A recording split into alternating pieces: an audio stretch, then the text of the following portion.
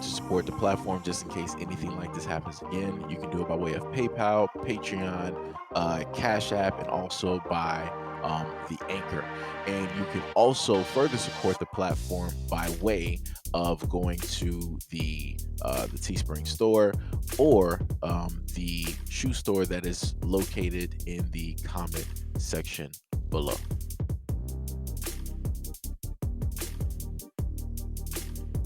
Police say a man is in jail after he sexually assaulted a child at a Cobb County park after giving her a water bottle with something inside that made her dizzy. Channel 2 feeds Cobb County Bureau Chief Michelle Newell was at Shaw Park in Marietta where the alleged attack happened over the weekend. Police said the suspect, identified as Douglas Darch, gave the child what she thought was a sealed bottle of water and drank it. Soon after, she started to get dizzy. Police say man gave child drugged water bottle at Marietta Park, sexually assaulted her. Darch has been charged with aggravated assault, child molestation, cruelty to children, and terroristic threats. It's unclear what was inside the water bottle that made the child dizzy. It's also not clear how old she was or if she was at the park alone. Police are not releasing additional information about her condition in order to protect her identity. Police said Darch is homeless. Newell spoke to park visitors who were shocked to learn about the assault. "I hate to hear anybody is hurt, let alone a child," Robinette has said. I'm sorry that this happened to this child. I'm not sure how this was able to take place. I'm trying to really figure out where are the men of the community, where are the brothers, where are the fathers, where are the grandfathers, where are the uncles, where are they to protect these little girls out here, right? Where are the parents in general to teach these kids not to take things specifically from strangers? And I'm really trying to figure out how is it possible that a homeless man can even give a bottle of water to a girl, and then the girl just took it, didn't even think about it. And like I said, I'm a little bit concerned about why it is that the age was not given. You're not given a name. You're not, in a sense, giving the home. You're telling the age. I'm sorry that this happened to um, this child. I'm not sure how this was able to take place. I'm trying to really figure out where are the men of the community, where are the brothers, where are the fathers, where are the grandfathers, where are the uncles, where are they to protect these little girls out here, right? Where are the parents in general to teach these kids not to take things specifically from strangers? And I'm really trying to figure out how is it possible that a homeless man can even give a bottle of water to a girl, and then the girl just took it, didn't even think about it. And like I said, I'm a little bit concerned about why it is that the age was not given. You're not given a name. You're not, in a sense, giving the home. You're telling the ages specifically, what the child was and how this was able to take place. It gives a clearer picture, and for them to not want to put that out there, that is quite troubling to me, and is saying a lot. It's telling me that you have a lot of parents out here that don't care about their kids. It's telling me that a lot of parents out here are not specifically telling their kids, don't accept things from strangers, don't take things from strangers, don't even have conversations with strangers, because stranger danger is real. That was something that was taught, when I was younger. That used to be messages that used to be put in a lot of television shows. But like I said, we're at a point in time now where the messages in these television shows are drastically different or pretty much non-existent.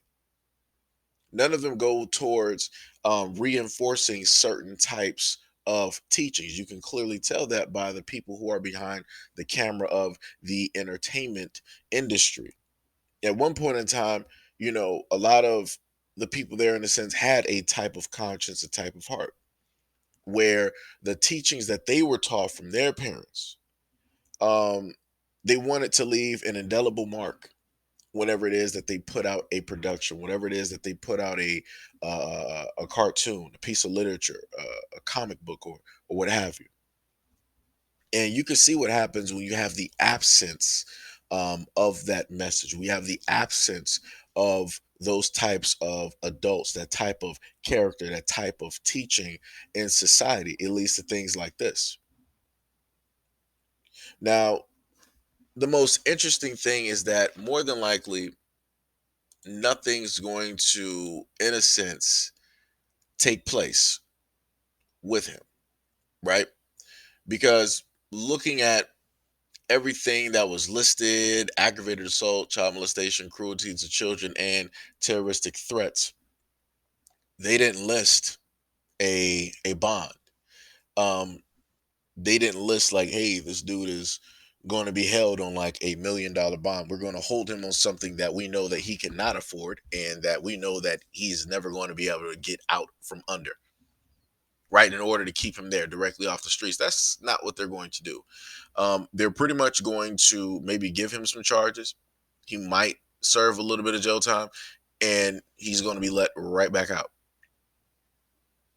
Or if he does have a public defendant by some magical way and somebody decides that they do want to represent him, they'll try to plead some type of crazy or insanity or whatever it is. Yet again, the end result is he's going to be right back out on the streets doing the exact same things to somebody else's daughter. And I'm just simply asking again, where are the men in this community to protect these little girls, to protect their daughters, their nieces, their granddaughters? Where are the men?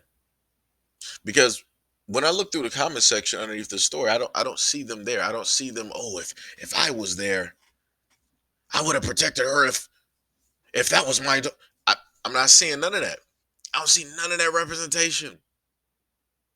But magically, underneath other stories, a lot of these dudes from other communities are so hard bodied, right? They're magically so tough, so masculine. They'll talk about all the things that they would have done if they were put in that same instance. If this was their family member in that instance, this is what they would have done: A, B, C, and D. They would have magically became Liam Neeson overnight. But yet, when it comes to this story and many of the other stories that I've covered, they're silent as a church mouse. All of that toughness, all of that hardened exterior, all of that fighting experience, things that they went through that they're willing to unleash on the next criminal that wants to do something to a woman or a young girl. Magically, that doesn't exist. Ain't that something? It's almost as if you have people out here in communities putting up fronts, and people decide to believe these fairy tales and these fronts so much because the lie has been told oh so many times that now it has become truth. And people want to now use that lie turned into a truth in order to hold that up to some type of measuring point in comparison to other communities and what it is that those men aren't doing in comparison to the measuring ruler that is that lie turned truth. So, I guess it is what it is. And I guess those men of that community will continue to protect those women and those young girls the same way that they've always done.